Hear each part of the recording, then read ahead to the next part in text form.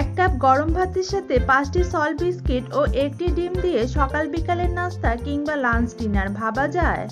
ভাত, বিস্কিট ও ডিমের তৈরি এই খাবারটি সকাল বা বিকালের নাস্তা হিসেবেও খাওয়া যাবে, আবার মেন ডিশ হিসেবে লাঞ্চ কিংবা ডিনারেও খাওয়া যাবে। অনেক সময় বড়দের ভাত খাওয়ায় অরুচি হয় আর বাচ্চারা ভাত খেতে চায় না, তাদের জন্য এই রেসিপিটি একদমই perfect. Hello everyone, welcome to cook with Plabani. চলুন তাহলে নাস্তাটি তৈরি করি।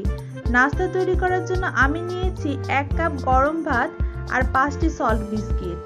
তারপর দিচ্ছি 2টো মিডিয়াম সাইজের পেঁয়াজ কুচি, কিছু কাঁচামরিচ কুচি ও কিছু ধনিয়া পাতা কুচি।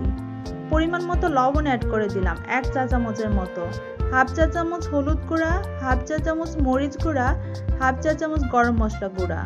এবার প্রথমে বিস্কিটগুলোকে হাত দিয়ে চেপে চেপে ভেঙে নিচ্ছি, তারপর একসাথে সবগুলি উপকরণ মেখে নিলাম। এ পর্যায়ে অ্যাড করে দিচ্ছি একটি ডিম। ডিমের সাথে সবগুলো উপকরণ আবারও ভালো করে মেখে নিলাম। এখন এটাকে গোল গোল ছোট সাইজের চপের শেপ দিয়ে দিলাম। প্যানে পরিমাণ মতো তেল গরম করে একে একে ছোট সাইজের চপগুলোকে বসিয়ে দিচ্ছি। আর অবশ্যই এগুলোকে ছোট সাইজের বানাতে চেষ্টা করবেন, কারণ এগুলো পরে আবার ফুলে ডাবল হয়ে যাবে। একে একে বসিয়ে দিলাম 6-7টির মতো চপ। 1-1.5 মিনিট ভাজার পর একটা চামচ দিয়ে একে একে চপগুলোকে উল্টে দিচ্ছি।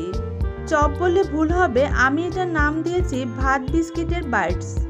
সেম একই প্রসেসে অপর পাশটাকে আরও 1-1.5 মিনিট ভেজে তেল থেকে বাইটসগুলোকে উঠিয়ে নিলাম।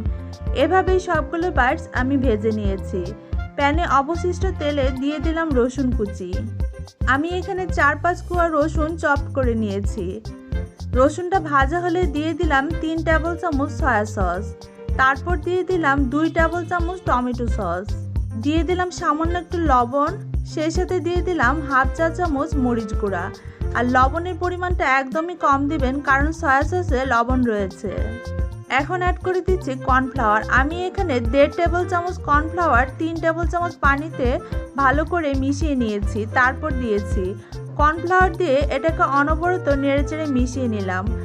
এরপর অ্যাড করে দিলাম 1 টেবিল চামচ চিনি। মিশ্রণটা যখন ফুটে উঠেছে এ পর্যায়ে অ্যাড করে দিচ্ছি বাইটসগুলো। 1 কাপ ভাত, 1টি ডিম আর 5টি বিস্কিট দিয়ে 20 থেকে 25টি বাইটস হয়েছে। এবার এই গ্রেভিতে 2 থেকে 3 মিনিট নেড়েচেড়ে উল্টে পাল্টে রান্না করে নিলে আমার রান্না একদমই কমপ্লিট। এবার আমি এটাকে একটা সার্ভিং প্লেটে সার্ভ করে নিয়েছি। তো ফ্রেন্ডস, তৈরি হয়ে গেল ভাত বিস্কিটের বাইটস। আর এই বাইটস তৈরি করার সময় ডিমটা অবশ্যই পরে ব্যবহার করবেন।